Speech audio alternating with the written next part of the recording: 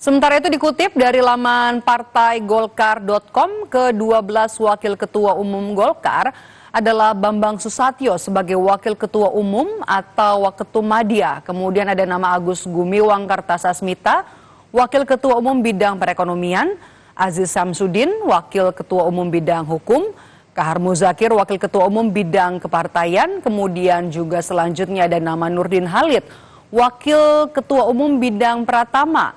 Ada juga Melkias Markus Mekeng, Wakil Ketua Umum Bidang Hubungan Kelembagaan. Selanjutnya ada nama Ahmad Doli Kurnia, Wakil Ketua Umum Bidang Pemenangan Pemilu. Ada juga Rumkono, Wakil Ketua Umum Bidang Badan Bencana Alam. Rizal Malarangeng, Wakil Ketua Umum Bidang Penggalangan Strategis. Kemudian juga ada nama Hetiva Syaifudian, Wakil Ketua Umum Bidang Kesejahteraan Rakyat.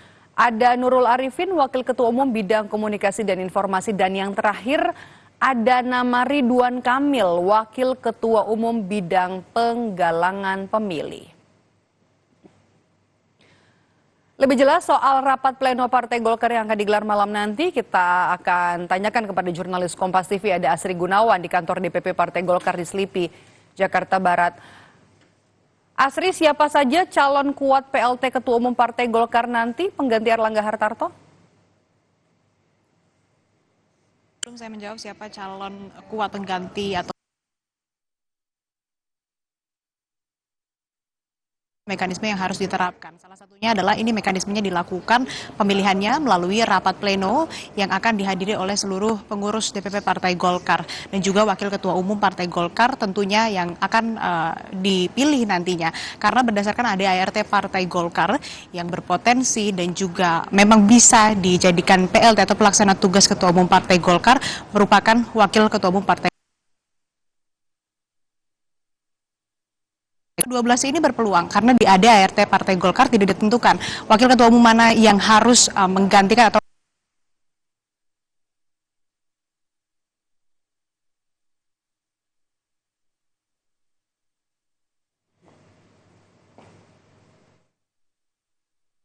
menjadi pengurus DPP Partai Golkar, kemudian tidak pernah terjerat atau terlibat dalam kasus hukum, dan juga ada beberapa persyaratan lain, seperti salah satunya ini terkait dengan prestasi atau bagaimana kemudian dedikasi terhadap Partai Golkar. Nah, nantinya pemilihannya sistem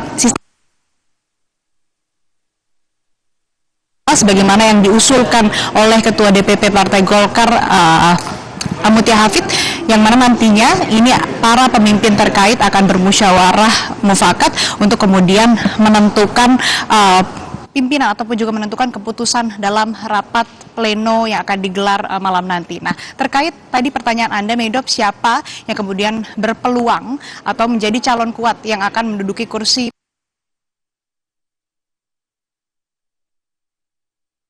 Ini ya cukup mengagetkan karena terdengar sangat tiba-tiba mendadak, dan ini kita rapat pleno untuk menyikapi surat tersebut, menerima surat tersebut, pengunduran diri beliau, dan juga menunjuk PLT, dan yang bertugas hanya satu, PLT-nya itu bertugas untuk melaksanakan Munas. Jadi siapa PLT-nya nanti akan diumumkan nanti malam, jadi saya tidak bisa mendahului walaupun pasti sudah beredar berbagai macam nama.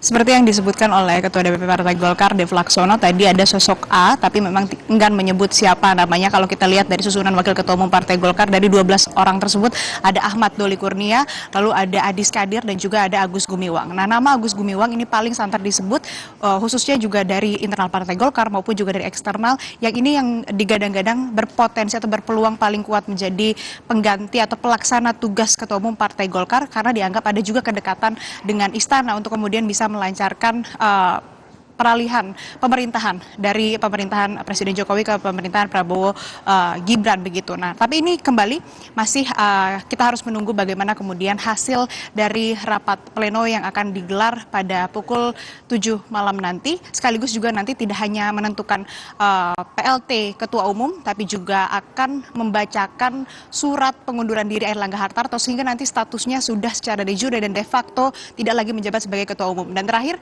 juga akan menentukan kapan tahapan Rapimnas dan juga Munaslup yang akan digelar oleh Partai Golkar. Karena Munaslup ini penting, Medok dan Saudara, karena akan menentukan ketua definitif Partai Golkar, yang mana juga ini ada kaitannya dengan pilkada yang akan segera dilaksanakan, khususnya terkait dengan pendaftaran calon kepala daerah yang memang ini memerlukan atau ada urgensinya terkait dengan kepemimpinan ataupun juga ketua umum Partai Golkar nantinya yang akan bisa digunakan untuk kemudian mendaftarkan atau mengusung nama-nama yang akan dijadikan calon kepala daerah. Meido.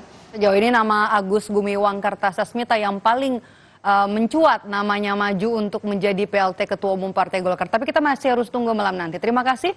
Jurnalis Kompas TV Asri Gudawan melaporkan langsung dari kantor DPP Partai Golkar.